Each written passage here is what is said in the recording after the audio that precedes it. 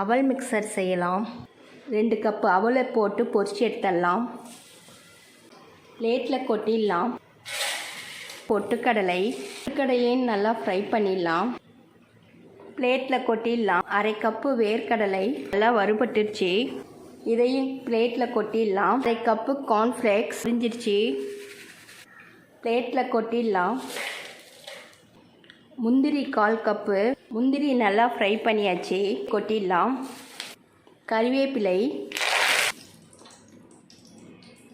பூண்டு நல்லா வறுபட்டுருச்சு. பிளேட்டில் கொட்டிடலாம். ஓமப்பொடியை பிழிஞ்சிடலாம். ஃப்ரை பண்ணியாச்சு. எடுத்துடலாம்.